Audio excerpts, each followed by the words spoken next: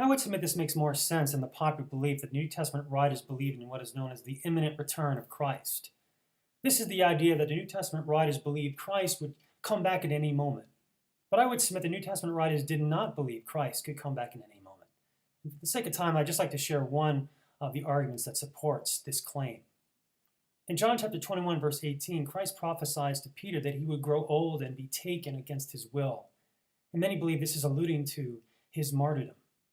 As long as Peter was alive, I'm sure he kept this prophecy in mind.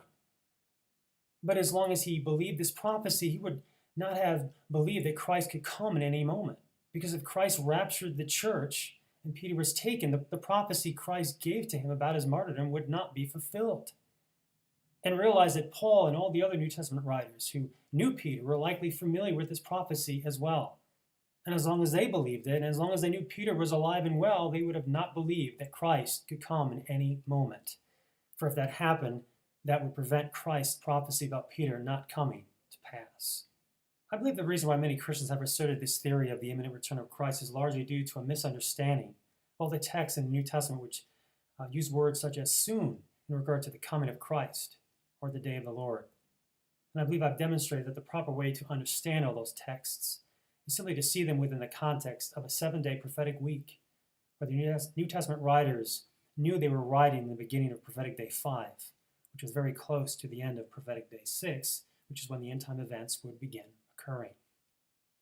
And to those of you who reject the idea of a 6,000-year plan and you don't believe the New Testament writers had any idea when the end would come, I would ask you how you would make sense out of such texts as Hebrews 1, verse 2, where the writer implies that he believed he was in the last days. The phrase last days implies that the days that he's speaking of are at the end of a sequence of days. And the implication is that the number of days were less than the amount of days that had already passed.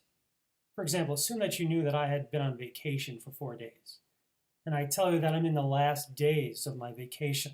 Now, how many days would you think I had left in my vacation? 15 days? 40 days? No, instead, you would likely conclude that the amount of days I had left was less than the amount of days that already passed. And so since 4 days had already gone by, you would probably conclude I had about 2 or 3 days left. And this is similar to the context in which the writer of Hebrews wrote. 4,000 years or 4 prophetic days had already gone by, and the writer of Hebrews most certainly knew this.